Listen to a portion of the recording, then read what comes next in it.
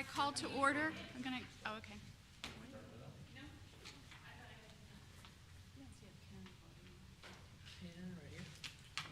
Thank you.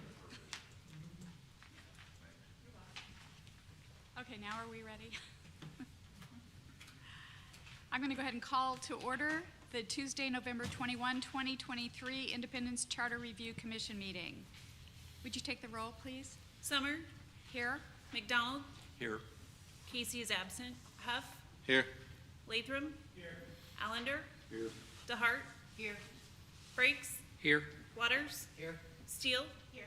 And Boatright. Here. We have a quorum. Next is approval of the November 7, 2023 minutes. Does anyone have any comments or changes to those? Motion to approve. We have a motion to approve. Is there a Second. second? All in favor of approval, say aye. Aye. Opposed? Those are passed. Are there any announcements? Anyone have any? Well, my announcement is I'm hoping this is our last meeting. Yeah. Just jinxed us, but okay. Okay, I'm not sure how we want to, go through our comments on anything we've picked up in reviewing the charter, but I think I will just start out with, I had two, and maybe a third concept I wanted to discuss. But my first one is 2.6. Does anyone have one prior to that? Okay, so Lindsay, on 2.6, my only comment on that, I'm sorry, I have the wrong document. When looking at this, do you want me to look at the clean copy or the red line copy? I apologize.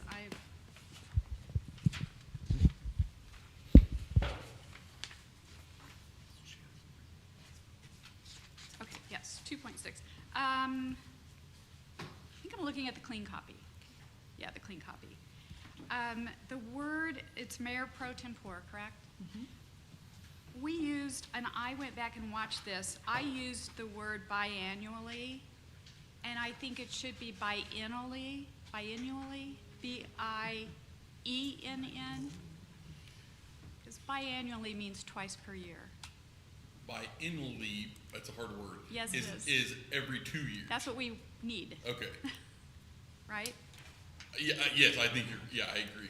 Give me just a second here. That's way out there.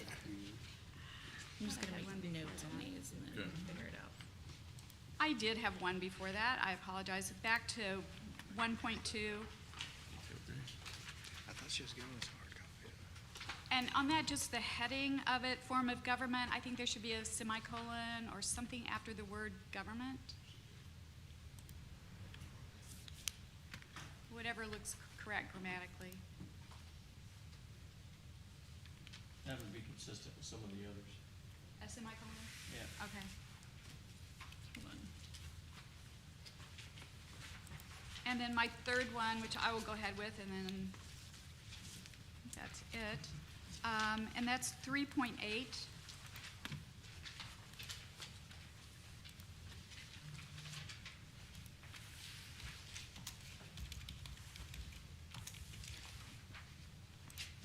Sorry, That's it's not okay. letting me make the corrections on. You were mentioning about the semicolon, should it be a colon? Yeah, colon. Yeah, okay, a colon, a Just colon. colon. Colon. That sounds fine. I went back and looked after that. It Okay. was a colon. I was gonna, Yeah, Okay. colon.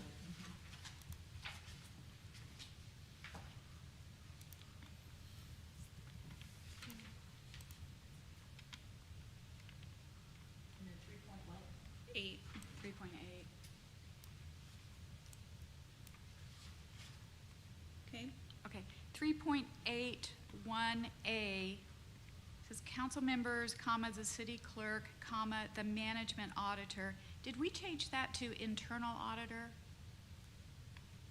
3.81. I think so. Let me do a That- search. That sounds Yes. right. Internal So it should auditor. be internal rather than Yeah. management? Okay.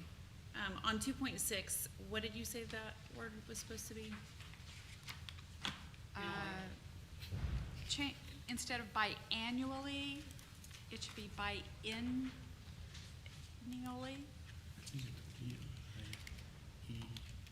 E-N-N-A-L-Y. Is it taking that? I'll look it up later. Okay, 3.8. It's I, It's It's- E-I-E-N-N-I-A-L-L-Y. Right. okay. That's And a hard then word. 3.8. It is.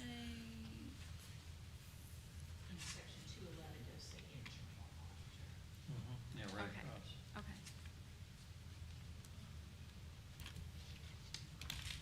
Okay, Okay, and that is really all I found when I did my review, but I did have just a general question, and it's my bad memory, why I'm asking this question, was it our intent to change all of the publication notice requirements so that we had some wording that we used, it was something like, published as required by state law and shall be posted on the city's website.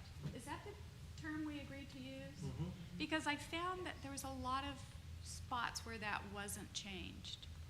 I thought I got them all, so that was, We also use physical and electronic Yes. in many cases. Is that, For copies, where copies are kept, and did you find places where we didn't do that? no, I'm just saying, we did use those words. Okay, well, this is for publication of notices that are mostly required by state law, Okay. but Assistant City Councilor Lindsay, city attorney, said that the state is the legislature looks at changing that fairly often, just hasn't done it yet, right? I think that there are some representatives or senators who file bills, but they're not being pushed forward They at don't go all. But anywhere. it's kind of a current throughout state Yeah, legislatures. so we had a discussion about how it may become more difficult to publish in a newspaper of general circulation or whatever the law says. So anyway, I think I found some in Article 10 and 11. Now, I wasn't sitting in here in most of 11, so I don't know if that was discussed or not. okay, It's just something, if you wouldn't mind looking at. sure. Okay. And that's all I had. Who's next? I'll jump in. Okay. Mine are just kind of spread out. One question or comment. In a lot of places, we did, the number one with the parentheses spelled out one, and then we get into the 27th. And I noticed in some places that was just 27 with a TH, in other places it was 27th and then spelled out 27th. Do you have an example where I can go look at it, Liz? I do.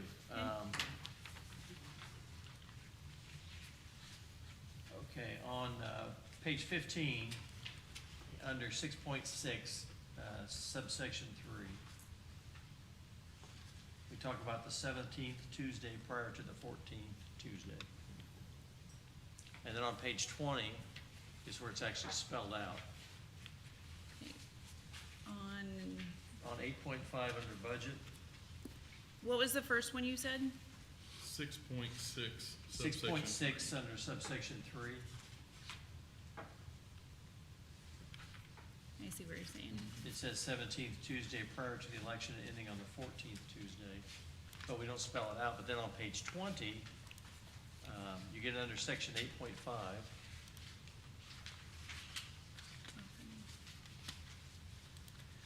I don't know what I put here.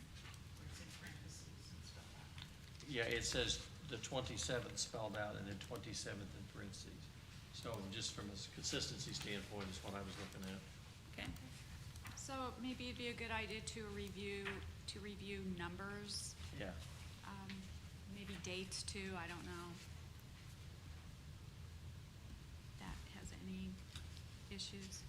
Just a comment, I think that spelling out the 27th, it's put 27th parentheses, looks much you said spelling it out and then 2-7 and, yeah, and I, that's generally, I mean, certainly as far as numbers go, most of, we have what the goal is to have them both spelled out and numerical. My guess is that some of those I don't remember us changing. So I don't know that it was like that before, but we can get all those reconciled. Okay. Yeah, really, good eye. Most of the others I see. Yeah, like I'm looking at section 8.5, it says 27th, and it's both spelled out and numerical. So, I mean, there's other, yeah, we want it to be consistent, but I agree, I like it, you know. Just was gonna point out, just for consistency's sake. Yep. Consistency's sake. Don't mention steak, I'm hungry. I think that was really the big thing I saw. Some of the formatting stuff with paragraph indents and stuff, you can kind of pick up on those as you kind of go through it. I really think that was about all I saw. Look at page 27.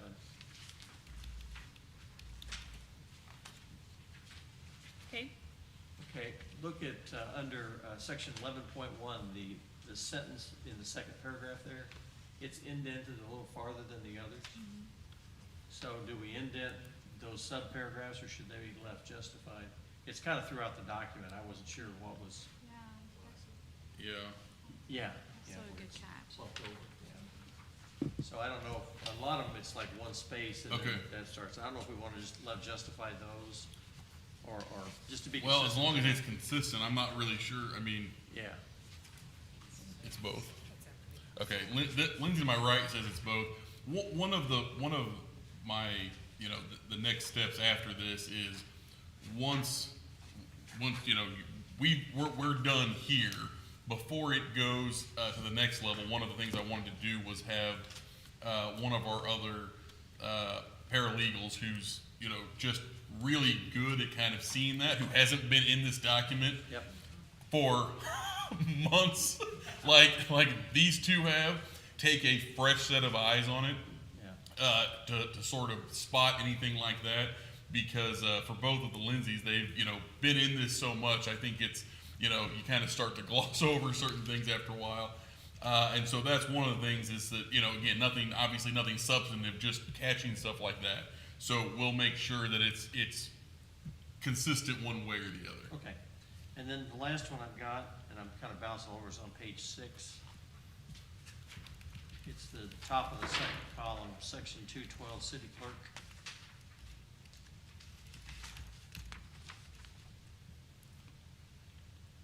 okay, It's in the continuation of section 212 at the top of the next column, Lindsay.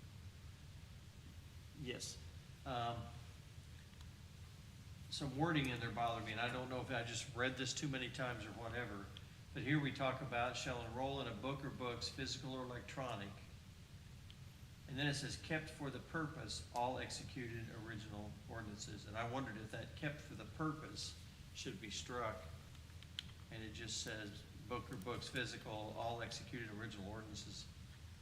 And I don't know if I'm looking at that and reading it wrong, or if that, I'm going to the red line real quick to Okay. see what. Yeah, I agree. And Lindsay's got a comment here also. Yeah, no, we agree that doesn't quite read correctly.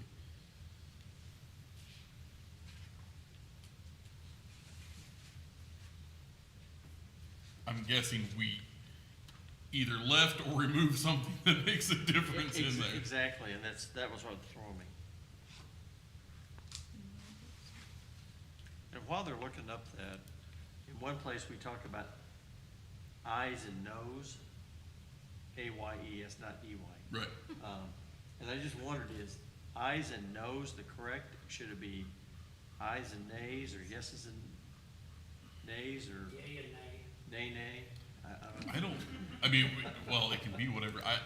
I understand, I guess those two don't typically go together. I don't remember us changing that, so I don't know, it's under section 220. under 220, let me look at Yeah. the red line real quick. And we might not have, but I just saw that, it talked about, Doesn't mean you can't, but yeah, This says ayes and noes. I'm no legal mastermind, I just was curious if that was the proper. I tried to look it up and I got everything but what I was looking for. Yeah, I mean, that was, you all didn't change that, that's what, so if you all want to, you certainly can, but that's what it was before. Whatever should be the appropriate. Well, How does the city clerk, how does she record votes? Do you know? Roll call. I mean, well, it takes a roll call, but I mean, In the minutes, it's, how are they shown? Yeses and noes? I think it's yeses and nos. Yeah, Yeah. it is. Yeah. On the city council meetings? Yeah. Yes and no. Okay, do we want to just make it yes and no? That's I fine. had yes and no's written in the margins, but I didn't know if that was appropriate or ayes and think it nays What or section is it? T's and toes. It's the I don't new know what- 2.20. After a while, I didn't care. Yeah. So it says A's, A's and no's. A-Y-E-S, and then no's, obviously. Yeah. K-N-O-W-S. Yeah. And that was really it for my nitpicking. I think you did a great job keeping up with all the stuff I we've done know. over those months. Yes. For there to be just that little bit of stuff. And It the is. birthdays, all One that is stuff. in the I know. We did keep that kept for the purpose, Okay. so, I just wondered about if that was clunky wording or if that is the appropriate way to say it. He or she shall keep I've got them pulled up side by side if it's.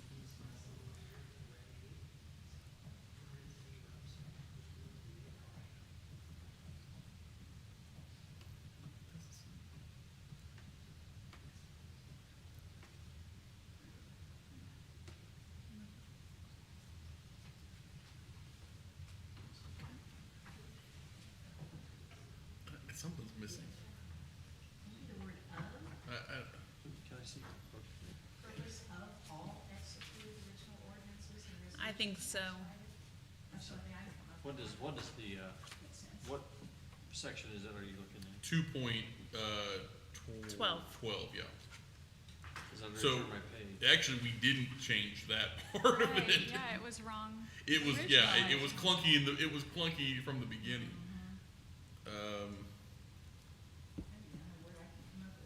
Well, but even that doesn't quite fit. He or she shall keep.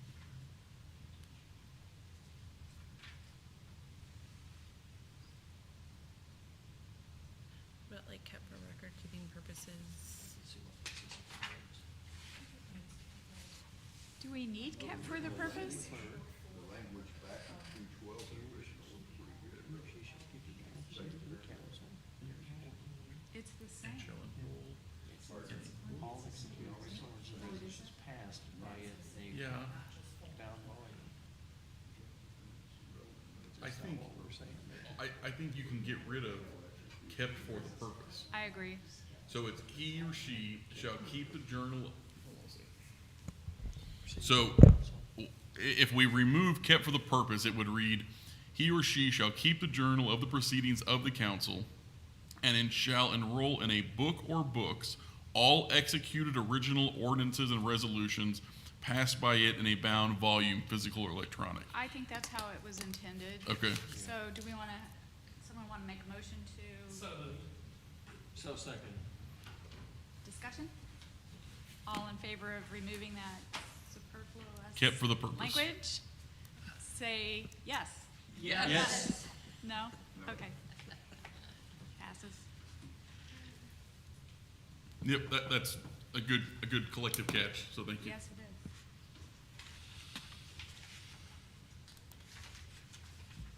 Anything else, Mr. Fulbright? That was it. Anyone else? While we're right there, before you move Okay. on, you go ahead.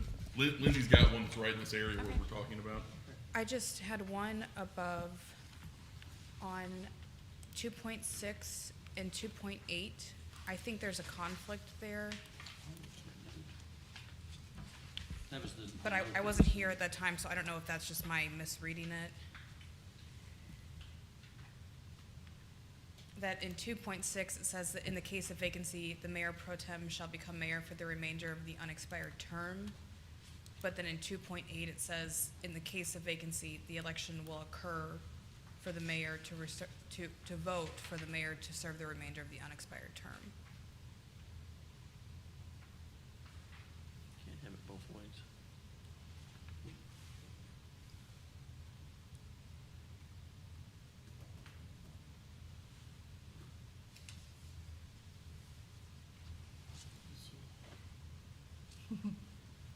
It's like February.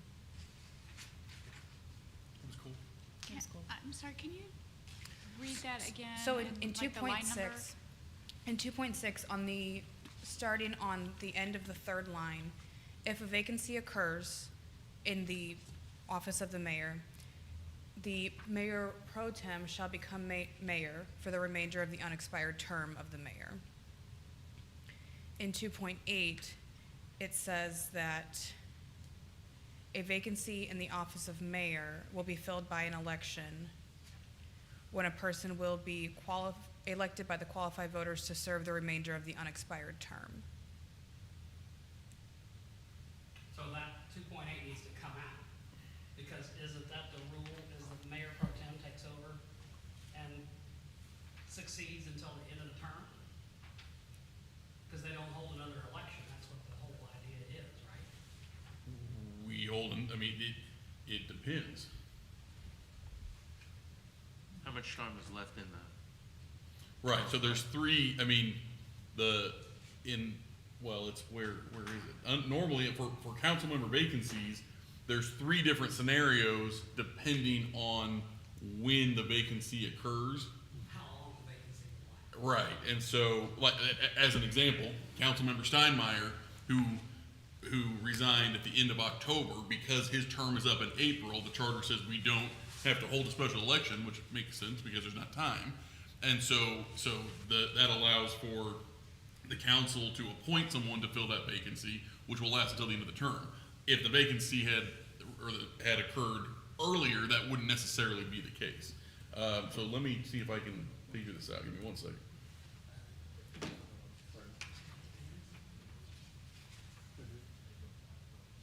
Have they appointed somebody, Jackie?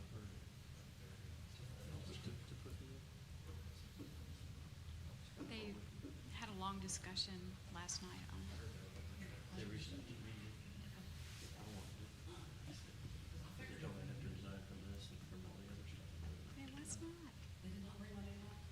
Is it possible that these don't actually conflict? I was kind of wondering that too. I think it's the term is the conflicting or the questionable word. Oh, He was our council for a while. I mean, The shall mayor pro tem become. takes over, but then there will be an election at the That's next. what I wondered, if that is how it's intended. Okay. It's a great question, but I don't know that they do. But it does say the remainder of the unexpired term. Until the election is held. Until the I- election. I wasn't here, so I don't. I mean, don't know it the seems like it intention. should say, instead of remainder of the unexpired term, it should say, it should be the same language as in 2.8. Well, if you look back to what was there before, it said shall serve until the time provided, no, wait, where is it? Oh, because it could be 2 years or, Yeah. yeah, okay. If what was there before, at the end of 2.6 said, if the office of that's the office of mayor pro tem becomes vacant, the council shall elect from its membership another mayor pro tem for completion of the unexpired term.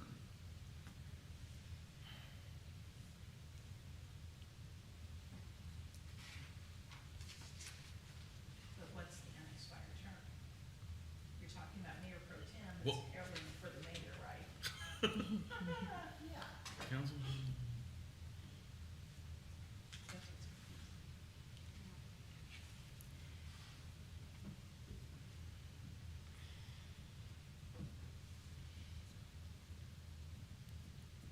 Because I thought it had the same thing, kind of like the presidency did, but it's less than 2 years, you can serve 2 more terms. If it's 2 years and a day, it can only be 1. We're talking at the national level. Right. But I think it has,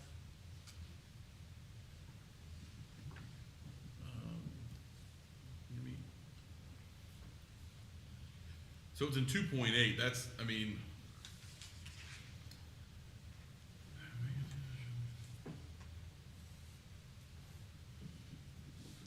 2.8 seems like that's the way you want it. Here's what I think it should be, is in 2.6, if a vacancy, let's see here. Council Shall occurs shall become mayor until the next general election. Well, until a mayor, what, let me think. Elected. During the absence of ability of the mayor, and if a vacancy occurs, shall become mayor for the remainder of the unexpired term. I think what it should be is, shall become mayor until a new mayor is elected and qualified, or something like that, I think is what should be there. Because it could be the end of the term, or it could not be, depending on the situation. Regular municipal election. The election for shall become mayor. Mayor pro tem. Yeah. Well, you could I say think until the remainder next of mayor. unexpired term, or the next general election, whichever is first. Yeah, the only thing we have to be careful of, it's not technically the election, it's after so you have the election, and then we have usually about 10 days before the election is certified and everybody gets sworn in. So it's not just the election day, it's actually about 10 days after that. So the election and. Right. It's section 2.8 on the very last paragraph, or only paragraph, but the second page there. It says the mayor pro tem shall assume the powers and duties of the mayor during the absence or disability of the mayor, or if a vacancy occurs. Isn't it kind of being Yeah. repetitious there? Well, so maybe we can just get rid of it in 2.6. Yeah, that's what I'm thinking. It already says what the mayor pro tem's going to do. And then, yeah, I would agree with that. So it would just say, the council shall elect from among its members a mayor pro tem who shall act as a mayor during the absence or disability of the mayor, period. Right. But doesn't the mayor pick the mayor pro tem? No, No. they vote, they elect it from amongst themselves. So if we go to the end of mayor, then strike the rest of that sentence, but then pick up the election for mayor pro tem should be biennial. I'm sorry, say what? On 2.6, we had already changed that from biannually to biennial. So do we take that last sentence and leave it as part of 2.6? Yes. So we just strike after we say the disability of the mayor, period, and then and if a vacancy occurs down to unexpected. that- Right, the remainder of that sentence, not the remainder of, yes, Right. that would be, Okay. that's what I had in mind. Okay, What are you thinking I did? Did I miss something? all right. Make sure. You need a motion for that? Yes. I'll make a motion that we Okay, the make motion the is change. to, in 2.6, strike, That I think addresses so, the issue. yeah. Okay. Second. wait, I didn't say. So we're striking the rest of the sentence, After first sentence mayor. after the word mayor. Yeah, Does that make sense? Mm-hmm. So we have a motion, second? yeah, we had a second. We have a motion and a second. Any more discussion? Does it look clearer? Just one quick question. Okay. Is it, I know mayoral election's only every 4 years. If this vacancy were to occur at 6 months into a mayor's term, it would still go 3.5 years, or would go to the next general election Well, at 2 years? so, for, I've got to reconcile what is there currently versus what you all are proposing. If we look at 2.8 on what you all are proposing says, because currently there is no distinction, remember, the mayor is still a member of the council. And so the way it is right now, there's no distinction on that. And so it depends exactly when, how long. So what's there now says it's all, if a vacancy occurs in the office of mayor or other council member 15 months or more before the next general election, and then it's got 2 other scenarios that we have. So that's what we have now. What you all are proposing says a vacancy in the office of mayor shall be filled by election at the next regular municipal election established by Missouri election calendar in accordance with state law, for which timely notice may be given when a person will be elected by qualified voters to serve the remainder of the unexpired term. The mayor pro tem shall assume the powers and duties of the mayor during the absence or disability of the mayor or if vacancy occurs. Okay. So, in what you all are proposing is, because we all agreed, I think, what's there now is a little confusing.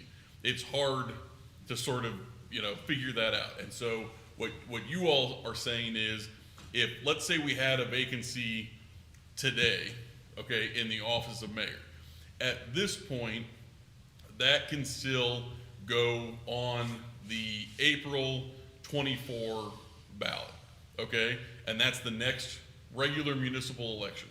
So if we had it today, and at that point, the mayor's got about 2.5, right? He's been in,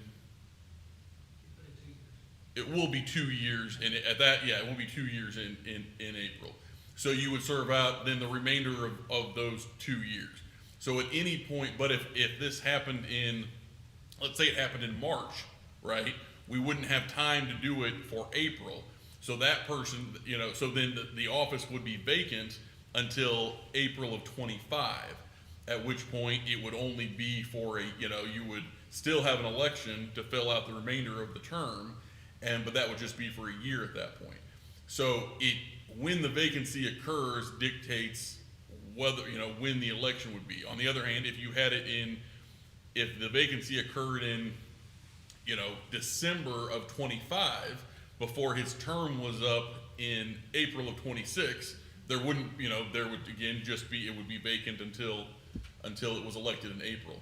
So it just depends on when that vacancy occurs and where it is in the term, in terms of how long they would serve. Does that make sense? It does make sense, but my question also is, does it mess up that alternate year timing? Rotation. No, because they're just filling out the rest of that term. The terms themselves. So it would be a 2-year mayor. Correct. Yes. And that's for that reason. Otherwise, it would, right? If the mayor, resigned and then you just had an election for a new 4-year term, and you did, anytime there was a vacancy, well, yeah, everything would get all askew. So no, the election for the vacancy would just be to fill out whatever the remainder of the term was, and that's it. And that way you keep it on that same schedule. Where right now we've got, so this, it's a every 2 years for municipal offices. This year, or in 24, is the 4 district seats, and then in 26 will be the 2 at-large and the mayor. And we keep it on that schedule. Okay. Any other discussion or questions on, we have a motion and a second. Okay, all in favor, say aye. Aye. Or yes. Opposed, say no. No? I don't know why I said that. Okay, that passes. All right. Lindsay, did you find anything else in your review? That I had were, and this comes from my working with the Code of Ethics, on Article 5, there are a few instances in Section 5.3, and my document just froze, in 5.4, that reference enforcing that the Board of Ethics will enforce the Code of Ethics, or they will impose administrative fines. The Board of Ethics itself will not necessarily impose fines or enforce the conflicts of interest. Those will be enforced by the city prosecutor or state prosecutors.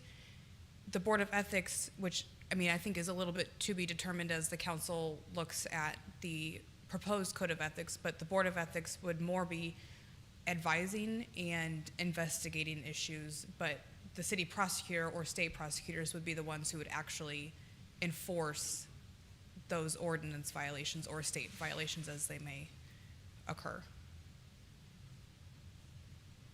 So how does it get from the board to the prosecutor? Well, there's a provision that the board can recommend, charges or a situation or an investigation to the city prosecutor or to state authorities if that is required, or more appropriate, I should say. It's essentially a referral from the Board of Ethics to the appropriate enforcement agency. The issue is that, and this is how, when we've had these situations and questions with, the way, with some of the current charter language, is that the Board of Ethics itself doesn't have any teeth, right? And we can't, by law, we can't make it its own little enforcement division there, that we can't do that, because we have to leave that to the court, the courts, and the system already set up for that. And those are in conflict currently, and I thought for the most part we kind of cleaned that up, but where are you looking right now? Which section? On 5.3, on 3 lines down, it says the Board of Ethics to administer and enforce the conflicts of interest.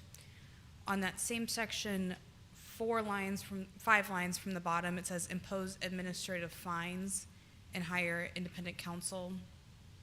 And then in 5.4, 4 lines down, it says appropriate sufficient funds for its enforcement. I thought we'd identified that as a problem too. We did talk about it. We had a lot of conversations about it, and I, obviously that's been a while now. But obviously, I agree, and what Lindsay's saying is what we talked about back then, that, the Board of Ethics, there's not really a way, we can't give it the ability to assess fines and there are other, there's other mechanisms and processes in place, but that they were designed to be more, of a sounding board, and then it could go somewhere else from there if they thought so. But as opposed to that actual body being an enforcement body.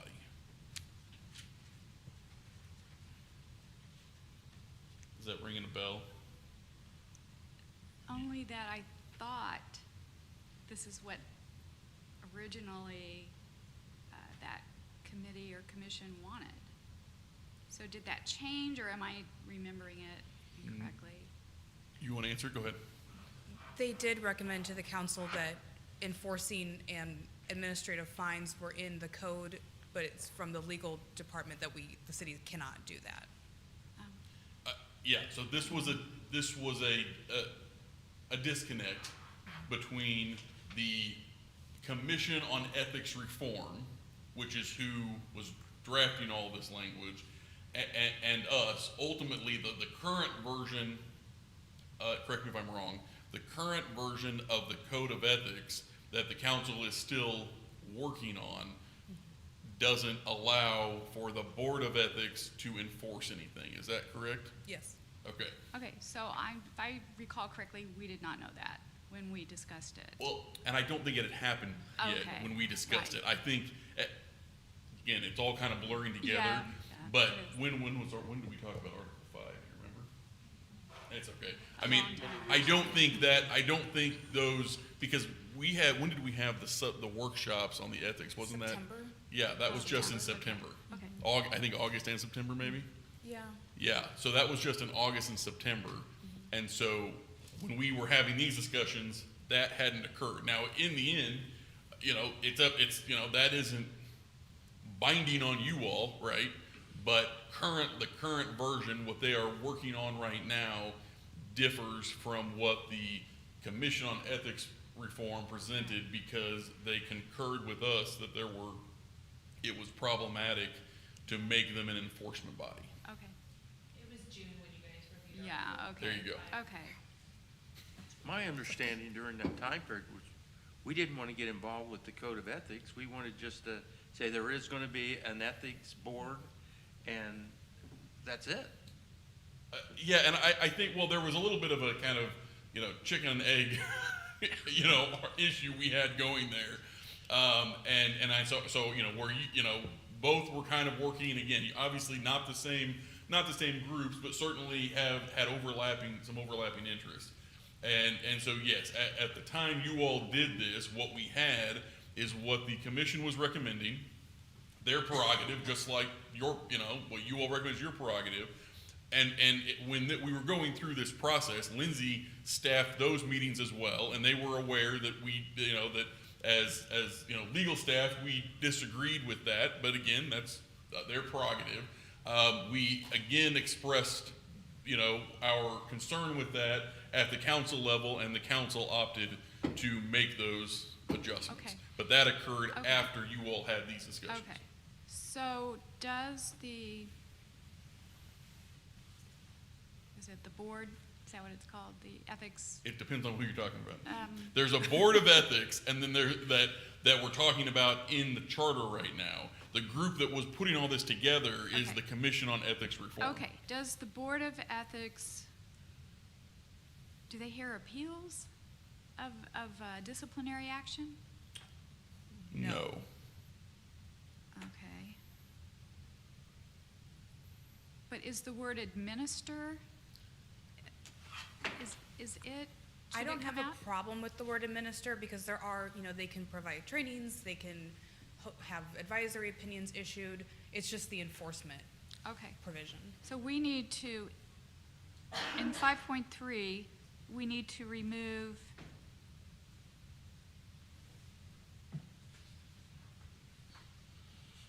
everything after the word administer in that sentence? No, I would just remove the and enforce in that sentence.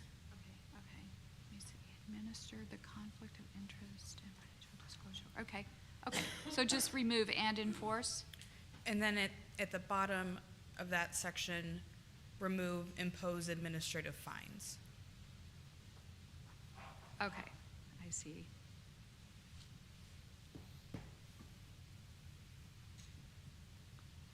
Motion to approve those changes. Is there a second? Second? Any further discussion on that? All in favor? Let's Okay, let's go back ahead. up here for a minute. There's gotta be a way for us to put some teeth or give this board of ethics some kind of ability to enforce its own rules. And if we take these things, all these things out, I don't see how that can happen. There has to be some provision for enforcement of the rule, submitting it to the, what's going to happen if there are violations of the rule. So the code of ethics will be an ordinance. It'll be part of the city ordinances. So the city prosecutor can prosecute any of those violations. I will say that most of the prohibitions or actions that are contemplated in the code of ethics are also prohibited by state law. So state officials may also get involved if it reaches a certain level, or, it just depends on how they work together. So they will be enforced. It's just that the Board of Ethics themselves, by state law, cannot impose any fines. It has to go through municipal court instead of this administrative board deciding whether somebody violated the city's laws or not. Well, should we put some provisions in this section to allow and provide that the Board of Ethics can recommend or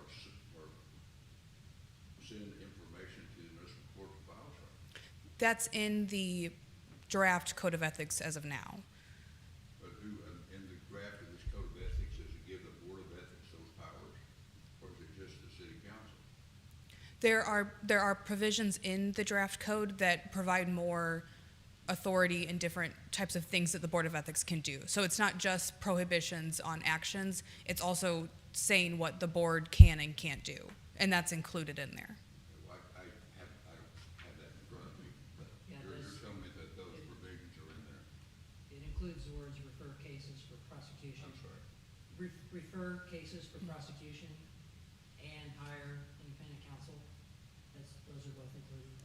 Tom, I don't think that's enough. You know, And I'm not questioning you, I'm just for my own verification, but you're telling me that those sorts of provisions are in the ordinance. That's correct. Okay. I understand your concern Yeah. Doesn't give it much The Board of Ethics and they, at all. there's no enforcement, what's the point? Right. I don't think it will help your concern, but it comes from a state law that says that municipal ordinance violations can only be enforced through municipal court, and that's where we're stuck at, is that it's an ordinance violation, so it has to go to municipal court, not to some other administrative body. So it's a state law issue that we're having. Mhm. You're telling me those provisions are in the ordinance? Yes, as of now. Are you okay with the changes that have been I'm recommended? okay.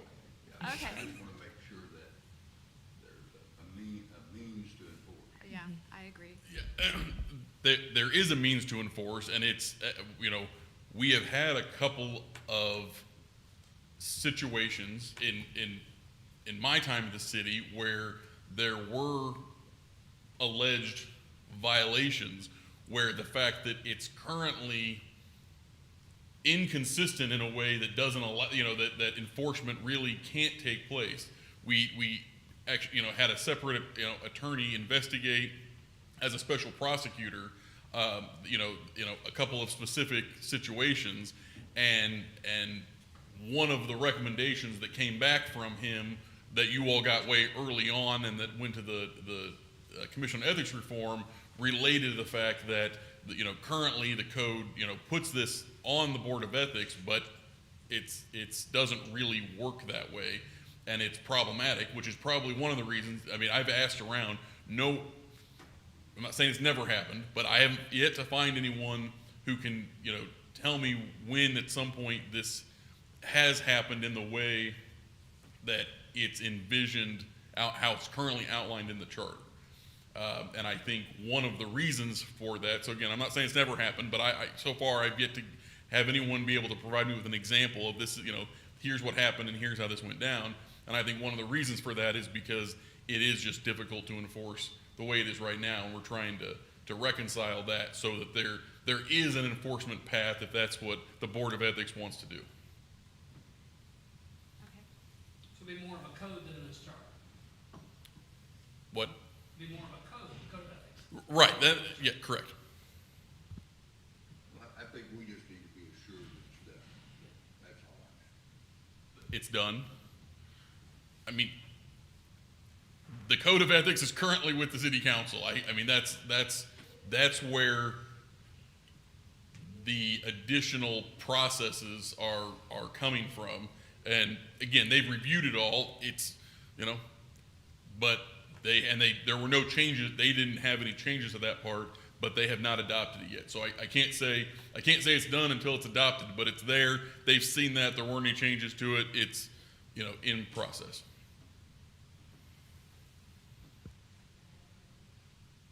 Okay, anything else? I just wanted a point of clarification. In our amendment, did we also, or in our motion, did we also amend section 5.4 as you requested? No? Can we do I actually would take back that recommendation. It just says that the council shall appropriate funds for its enforcement, which could be to the city prosecutor, not necessarily to the Board of Ethics. Yeah. Yep. Okay, so this motion is just to make the changes that have been discussed to section 5.3.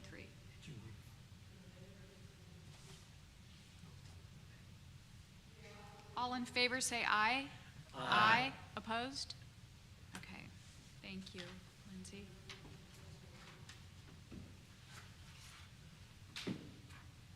Anything else?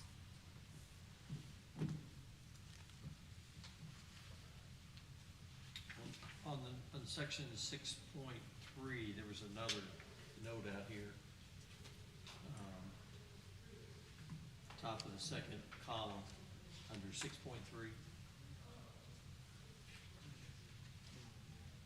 Says districts shall comprise compact and contiguous territory, and the note says districts shall be comprised of compact and contiguous territory, question mark. Oh, I've seen that word used both ways. 6.3, I under don't know what the- districts. I don't know what the correct one is.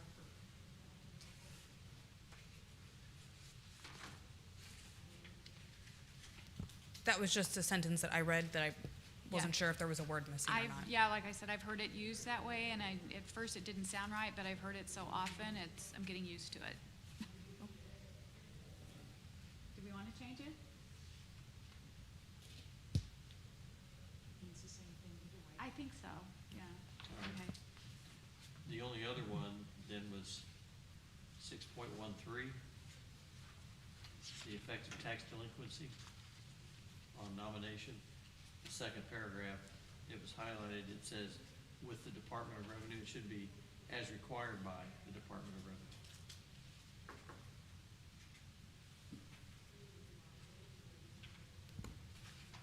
And that was one only that I admittedly was not familiar with the affidavit, so I read that and I thought, well, what is that? Is it just an affidavit?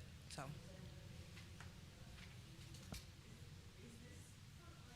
Do you want to change it to, Hold on a second, what?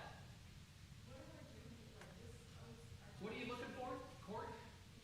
This is a court. This, Court's not here tonight.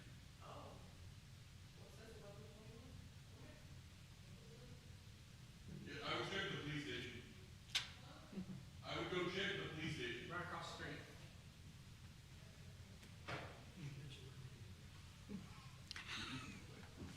do we want to change that?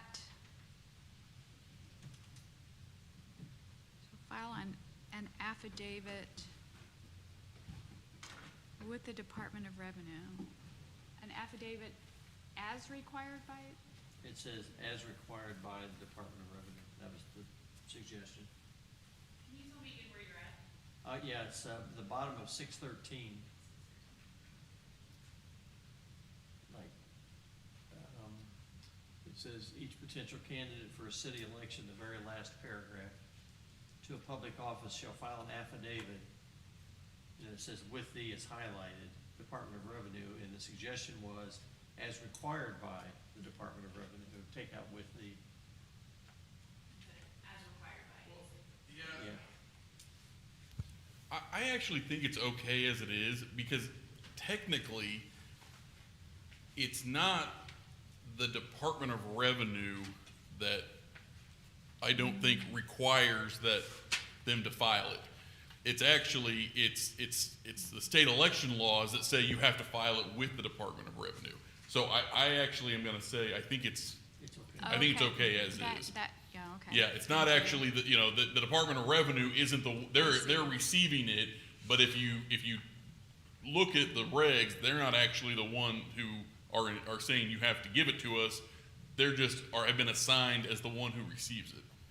Okay, So does that make sense? does that answer your question? Yeah, it was just something that was Yeah, highlighted there. okay. Yeah.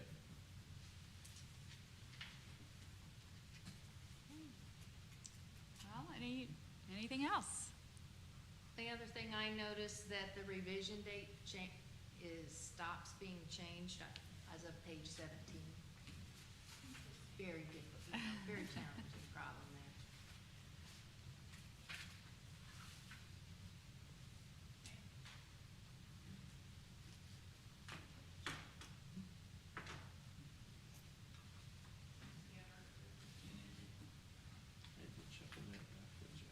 Should we discuss if, when the city does creates the final version of this document to present to the council, if you find some other typographical or,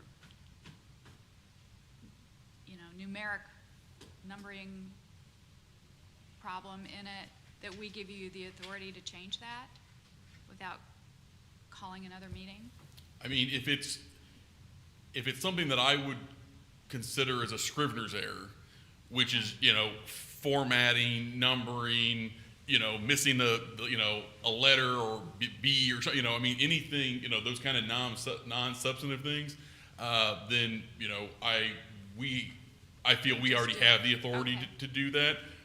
We do that, so, on ordinances Yeah. and that kind of stuff all the time. If it's anything, substantive or questionable, as a matter of process, we'd probably reach out to you and say, hey, here's something we found, and how do you feel about it, and then kind of go from there. Okay, But I don't think I need a Okay. vote just to do the Scrivener's error kind of stuff. Well, if no one else has caught anything that we need to look at, then I think that concludes we've reached the end of the charter, I'll put it that way. Yes. 5:57 on 11/21. Now court's open. Oh, sorry. And next on the agenda, Mr. Boatright was going to discuss another recommendation for us to put in our memorandum to the city council. Yeah, and I won't take too long on this because Okay. I know people would like to leave. Like you. Yeah, like me. I wrote this up. Birthday dinner for your wife, right? Exactly. I'm surprised she's not peeking in that door. It might have been her earlier. And I had mentioned this before, we talked about the Public Utility Advisory Board, it's here in the charter. And Mr. McDonald, I've asked him to kind of chime in here too. It makes sense now to take a look at the way it's governed. The Public Utility Advisory Board is made up of people that are just appointed by the council. They don't necessarily have any background in running a utility or any expertise in business or anything. They're just appointed. There's a lot of decisions that IPL and the other utilities are involved in that take a lot of work, a lot of thought process to go through. And so my recommendation is going to be that we ask the council as a recommendation with this charter to consider redoing the Public Utility Advisory Board into more of a board governing the IPL. It takes the political nature out of it, takes it out of their hands, and we have this board run it. It's been done successfully in other communities. Springfield's one that springs to mind. I know Mr. McDonald's got a copy of their code of ordinances where they talk about their board and how it's laid out. Sykeston, I know it's a small community, but it has their own water and sewer and gas, and they're not gas, but electricity like we do. They run it with the board. There's a lot of other instances out there where this is done. I know that the mayor and the council have called for studies into what does our current utility situation look like? What are all of our assets, and what are all of our contracts we have to pay out of it if they would decide to do something else? And the other study is to come up with like a 20-year plan of what would need to be done with the utility as we move forward. And so until those are really done, I hesitated saying anything about looking at the PUAB situation of the board. But I think when we're turning the charter document over to them, and we leave them a list of recommendations, I think one of them should be they need to look at the structure of that board and really bring in some expertise. Like a lot of the boards have people on them that have utility experience. It's a whole different world. On the current PUAB, I'm the only one on there that has any utility experience. We have people that are retired, people do different things, but they don't have the expertise or the focus for that particular part of the way the city's run. And that's a very big asset we have out there, especially with IPL, to just say, get rid of it. And so I've looked up several documents and things about what other communities are doing, and about 44% of the utilities in the country are owned like ours are owned, and a large portion of them are moving towards a board to oversee it. It takes the political part out of there. It actually puts the focus back on that, because that is a huge investment to a community. And people are all freaking out about, oh, we're going to sell it. Well, no, that's not really what these studies are for. It's just to take a look at what have we got as an asset out there. What are all of our liabilities? Because a lot of the contracts that are written for IPL aren't with IPL, they're with the City of Independence. A lot of people don't realize that. So, if they want to break the Southwest Power Pool contract, which would cost us about $45 million to break that, that's with the City of Independence, not IPL. Other people say, well, let's bring in Evergy, they'll buy us. No, I don't think you want that to happen. I found articles where other communities are like, at first thought they wanted to sell their utility and get rid of the hassle, and realized really quick that if something were to happen here, an ice storm, guess who's one of the last communities they're gonna come to? It's some of the, the tail wagging the dog, basically. And I think we we've got a great community asset there in our own municipal utility. Let's run it like a business, and then they've been doing that, but some of the decisions need to be done based on what makes sense in a business-like manner, not what's gonna get me votes or not get me votes. And we see some of that as we've gone through things. Okay. These studies they're having done, in 2020, the council had a study done with the same company that's doing the 2 new studies. But when they got the report, they said, well, we're not gonna do any of this. And so that was, several $100,000 wasted on a study that they never looked at. It was on the operational efficiency of IPL. Probably was some good information in there that we could have benefited from, but they chose not to use it. And so I'd like to take that out of their hands, and that decision-making be this board to oversee it. So that's really what I want to talk Okay. about. And I've got more information if anybody's interested in it. Well- And Mr. McDonald, do you have anything to? Yes, I do. All right, I knew you would. What I'd like to say, with the experience I had on the PUAB, and thank God that's over, we make decisions based on the political tone of the day. And I don't know that our city, in many cases, we probably don't agree on whether our city is capable of managing that utility, quite frankly. We've got the politicians sitting up here deciding we're going to have rate increases or rate reduction. And then we got a director of the utility that I want to keep my job. I want to keep the utility going. So there's some real biases in there. The other thing that we're not doing, Police department, I think, is where you're. the other thing that we're not doing very well at all, and is we're ignoring the other utilities.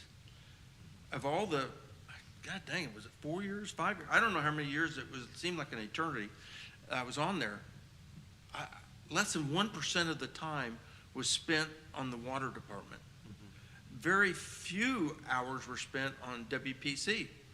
And now we're including, the city manager is just arbitrarily just brought in municipal services into a public utility, which I don't know is a charter violation or not. But if we were able to have a board of public utilities that actually made the decisions on how we spend money and what our rates are going to be, and we actually have control over the contracts with the utility workers. We have FLSA violations going on out there right now that no one seems to want to address. We need a separate body that looks at that. And I don't necessarily agree that it needs to be utility experience, but like with the idea that Springfield has, they have their customers, the people that pay the bills. With their utility, they have 11 members on their board, and 9 of them come from the city of Springfield. 2 of them are designated to live outside the city limits of Springfield. And for me, that would be our major customers that actually have some kind of a decision-making in their own future, and to help to foster more industrial use, to have big industrial users, those type of things that we don't have right now. You know, things like purchasing the utility center, we'll just take it out of the reserves. Oh, we'll spend $4 million on the LED conversion of all the streetlights. Okay, and then we're going to go ahead and reduce the utility rate for the city. And then we've got this magical thing that says, well, we have the ability to do interdepartmental charges today that no one can tell me what those actual fees are for. That's why we need, for me, and basically because of my background in finance, we need CPAs. We need people that can actually look at their financials and say, what the heck are you guys doing? Our rates, a good friend that was on the PUEB, I don't know if you remember him, his name was Harold Day. And the one thing Harold Day always said, it's a cost per kilowatt. That's the only thing that matters. And you know, as much time as I've been on there, I think that's exactly right. It's a commodity, and what can we do to have the lowest possible cost per kilowatt? Election year. Huh? What'd you Lo- say? When they lower the prices, it's usually about election time. 'Cause didn't we get a little free bill here about 3 years ago? They sent you a big thing that said $197. That's exactly right. Then pretty That's, soon they turned around and stuck 2 of them right up there as soon as that was vanished, that windfall we had. I remember that. it wasn't a, I'd love to discuss that with you, actually. How we changed our reserve requirement from $25 million from another consultant came in and told us that we needed $67 million in our reserves. So that thing that came back to you was as a result of a consultant that came back and says, well, this is how much you need to have in your reserves. And now the city council is saying, well, we've gone through that. Well, we need somebody that looks at how they're actually spending those dollars. And that's what I guess I'm advocating is they look at as transitioning from a PUAB to a PUB. Board of directors. More or less a board of directors, yes. Okay, I don't know if anyone had a chance to look at the charter comments and recommendations. Did you email those out? I did not. Okay, well, they're with the packet that you got today, and Lindsay and I worked on this. It is a draft. And in fact, on that subject, I just put revise this after tonight's meeting. Yeah. So, the Do we way need I to force- vote on some of those things? I don't think so. The Okay, way- because I know the Mark Randall thing, I guess we can, but the way I see this is, I would like to put it in a form of a memorandum from me, That'd be speaking on fabulous. behalf of this commission. And so, I'd like for you to look at it. And then if you, again, these are things we've already discussed, so we don't want anything new added to it. But if you think I haven't worded it correctly, or you remember it differently, email Lindsay. And then I will probably draft a memorandum, and I'd like for you to look at it before I actually sign it and Right. and present it to the council. So I'm gonna add how I've interpreted what you both said tonight. The one thing I want to end with is, one of the other PUAB members, Steve McLucky, has been going to the genealogy library and looking at all the old Examiner articles dealing with the PUAB. And he spent hours pouring through them, and he's not quite done. But he did find an article that in around 1989 to 1990, the mayor and council promised, that was their words, promised the citizens they would take this PUAB versus oversight board to the voters. And he can't find anywhere it was ever done. Oh, that's interesting. So there's precedent there for Okay. it. Just like the charter. Yeah, Okay. so anyway, Okay, so I will add that in, Thank you. draft something, you'll get it from Lindsay, not me, okay. and then respond back to Lindsay. Okay. Other business. I sent an email out. Did you have a chance to look at it? I did. So so in terms of sort of next steps, obviously, once you all are done, which, we're finalizing that now, the ball is in the council's court at that point. But to sort of, usher that along, what I talked with Mr. Walker about was doing sort of a high-level presentation at the January 8th study session. And the idea being to sort of, tell, the council, here's what, generally, here's, we're done with, our work. Here are some of the themes, just sort of, kind of big picture things to put the ball in their court, because it's really up to them how this process goes from there. And so we really need that guidance from them, which we haven't had. I know one of the things that has been bounced around is the possibility of them, having some sort of committee that starts to do a deep dive into this, rather than, than the whole council, or, you know, there may be some other, you know, they may have 2 or 3, you know, they may look at these other recommendations and they may set up, you know, another couple committees to look at, you know, the PUAB, or there was something, what was it? Oh, the number of, the number of council members there are, that was something else. I mean, so we don't know, I don't know what that's going to look like. And so the idea was, and we thought, you know, the January 8th, so currently they're having, you know, one regularly scheduled study session a month. That's the second Monday. The second Monday in December is A, probably too soon, and B, I know you're going to be out of town for that.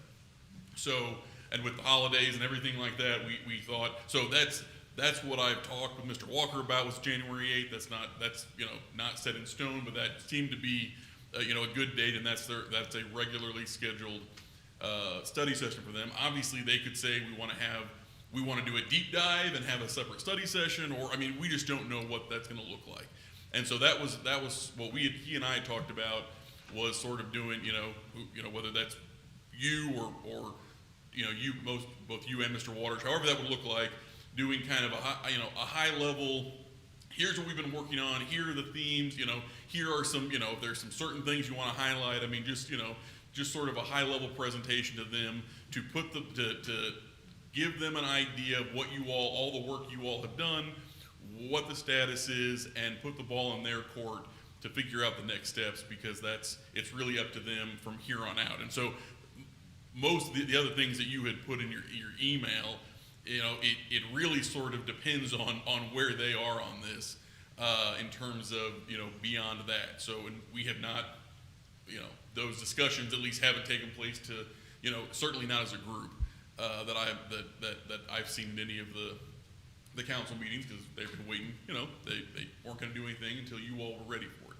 So that's our recommendation, is a presentation, however you all want to do that at the January 8th study session, and then it's up to the council to give us direction on how they want to proceed from there.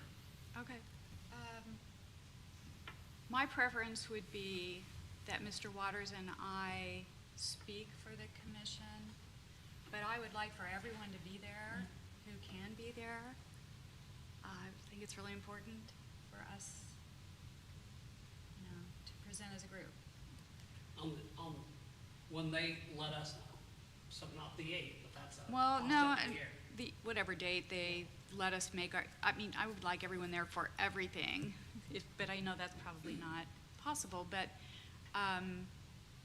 so whatever date the city chooses to have that high-level presentation made, let us know as soon as possible so we can get it on our calendars. I mean, I've already checked with Mr. Walker. So on the 8th? I mean, that's Okay. a regular, so I guess I'm asking you, so, you know, if you two are gonna be the ones giving it, if that works for you, on the 8th. If not, I mean, so, Well, my only caveat is I assume we need a PowerPoint, and I am not good at creating PowerPoint, so I'll need someone from I the can help city. with that. okay, Can I you do mean, that? Yeah. there you Oh, go. well. But either way, we can figure Okay. that out, but, you know, if we do, I think a study session for where this is right now is the most Yeah.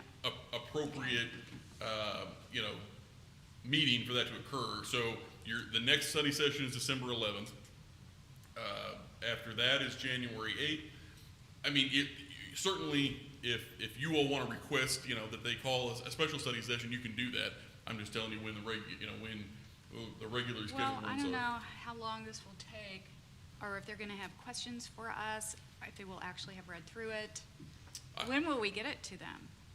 A copy of it? So I mean, we have it the- now, if they wanna.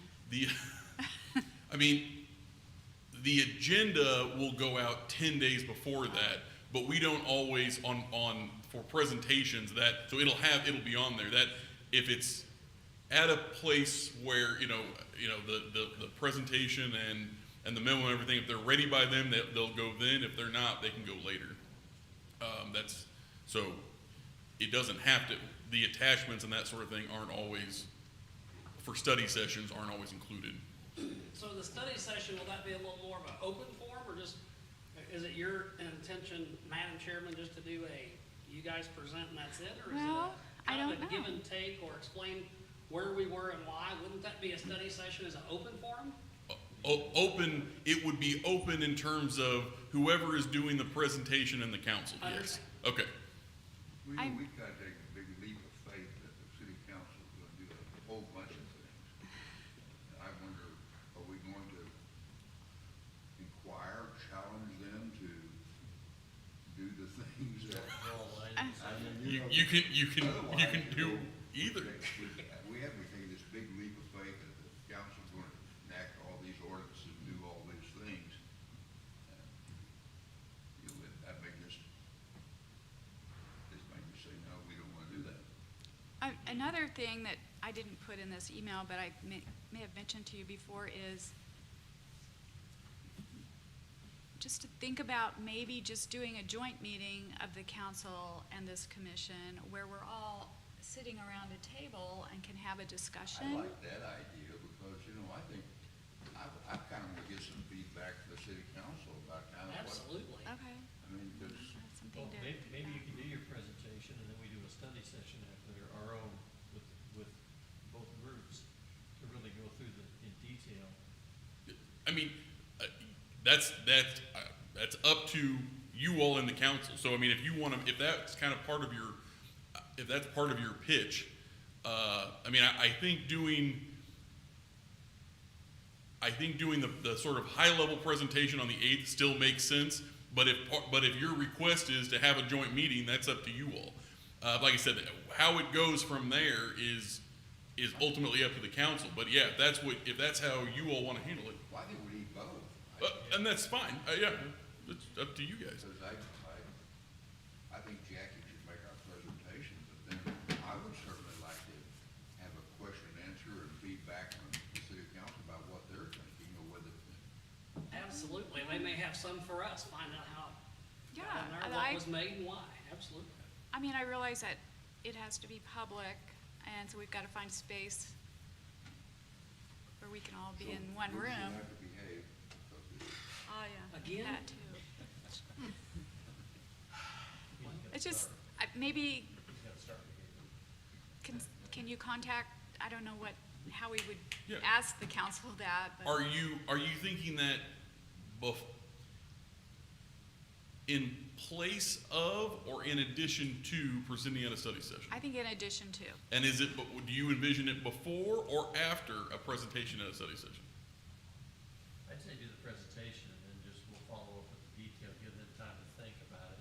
That sounds like Because if you hit Yeah. a a good idea. Because it is a tremendous amount of Yeah. information. Well, Yes, it is. And really the PowerPoint, I think ought to really address these major changes that we've made over proposals. I mean, Right. that's the high points. Right. And that's like this right here. Right? Well, more than that, the elimination of department heads. and Yeah, all this it's- other stuff. Yeah, I don't know. Yeah, I mean, it's not, when I say high level, it's not that I don't expect it Primary. to get into some, but right, I mean, some of those discussion, those proposed changes that, are significant are the things that I would expect. But there's there's a lot of stuff, a lot of changes that are, fairly minor. Yeah. I don't think it would, as a initial step, I think it should focus on those sort of big ticket items. And then if, I mean, certainly a joint meeting can be arranged if that's what you all want to do.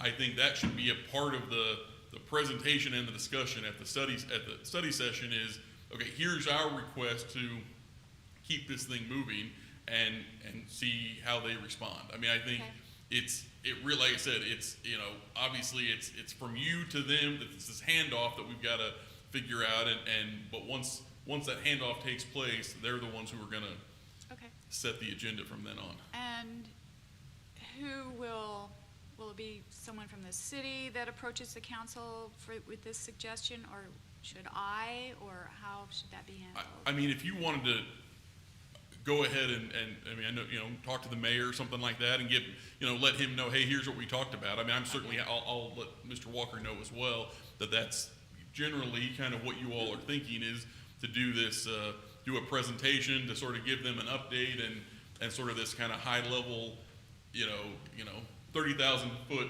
view, but then you would like to have a joint meeting with them, after that to sort of, work through some details. I think they ought to have time to digest Sure, agree. Obviously, right, I mean, Yeah. there's a lot here.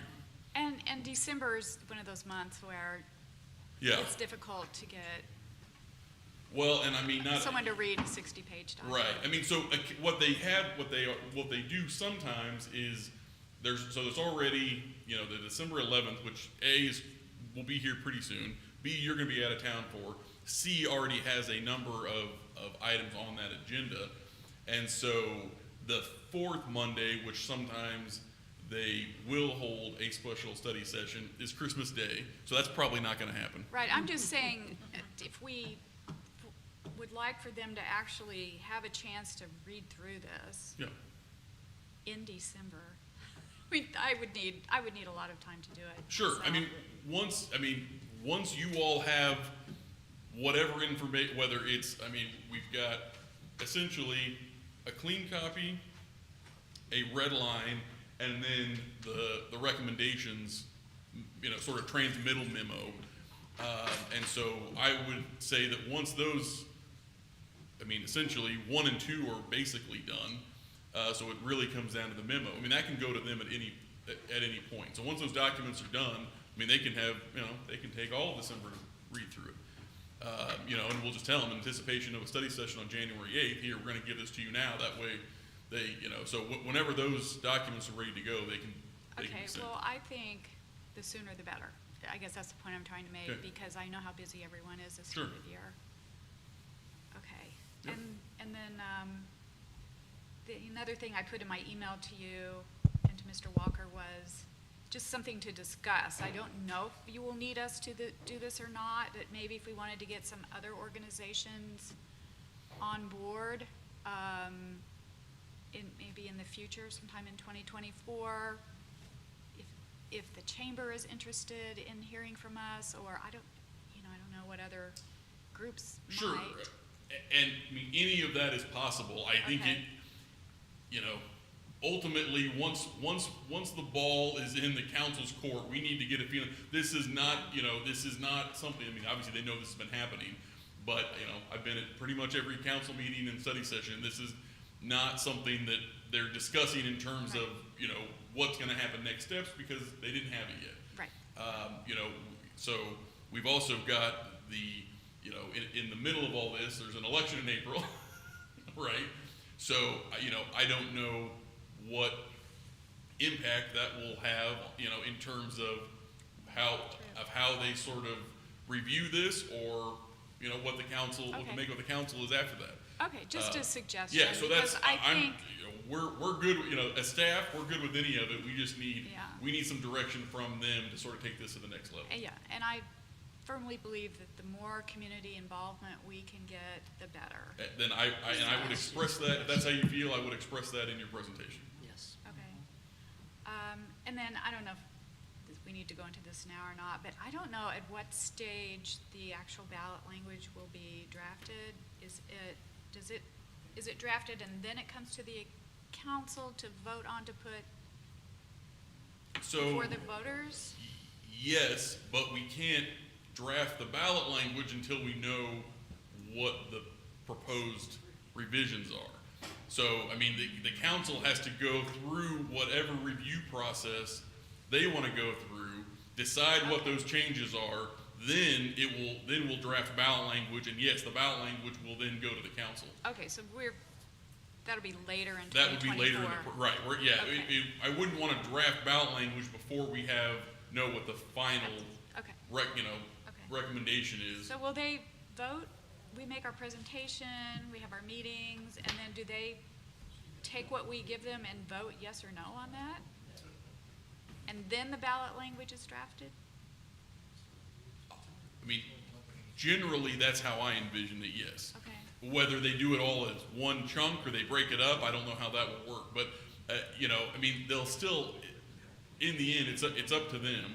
Right. But that would be my preference, because what I would rather do is, again, know the final verbiage before we start drafting ordinances. And so even though the ordinances will still need to be approved, ideally, I would like to know, okay, this is the agreed upon language. So at that point, when we get to the ballot language, it's just about, you know, how we've split them up and all of that, we're not still talking about the substantive parts of Okay. the charter. So that's my ideal scenario, but again, in the end, it's up to them. Okay. And then, I've offered to assist with that, but my term ends in August, so I don't know if you may not even want me to help, but I'll take all if the I help I can get. recall, the resolution that appointed us said that we would draft the ballot language. Well, and that's. And so I don't want to do I'll move that. that they do I don't it. want to do Okay, that, but. I mean, you know, again, in the end, that's up to them. You know, Okay. if they want to put that back on you all, that's, No, you know, I don't you won't get any argument from me, but. We do not want that. Yeah, I mean, that's something, again, one of the scenarios we've talked about is that they could, you know, refer something back to you all too. Right. I know you say you're done, and that's fine. But, you know, they could, you know, take a look at some of these recommendations and ask you all to take a closer look, Okay. or, hey, now that we've read this, can you, you know, so I don't know what that's gonna look Oh, sure. like, but Right. any of that is possible, and obviously, if terms, you know, need to be, so currently the terms expire, all of your terms expire in August. I Does thought that it mean was that I extended can't for a remember? year. I think it was extended for a year. Okay. So, yeah, but those can always be extended. I mean, so, we've done it once, we'll do it again. So, I mean, the bottom line is, it's gonna be, we're gonna need direction from the council Okay. to really address almost all of these issues. Okay, all right, well, those were my questions about it, and so we'll need to get to work on a Yes. PowerPoint. Do I have confirmation on the January 8th date? Does that at least work for you two? Works for me. Okay, then we'll, that's at least a date we can, that way you all know that we're gonna have that date on the calendar for the presentation, and then we'll go from there. And Okay, that's a study session. That's a study session, correct? That's on Monday. That's a Monday study session, yes, sir. Motion to adjourn. no, wait, hold on. We're still in other business. Never I mind, wanna, sorry. I wanna Withdrawn for right now. thank every single member of this commission. You guys have been great to work with. I am so happy. It's been smooth sailing.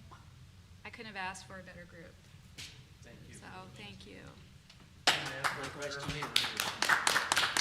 You've done a good job leading the whole thing. I Thank think you. on behalf of all of us, which I shouldn't be doing, but to run it, you and everybody did very, very well. I And think. You guys many done- thanks to our legal counsel and especially Lindsay. Absolutely. It can, Been awesome. yeah. Lindsay on the left and the right. They're both Lindsays, yeah. So, that concludes my other business.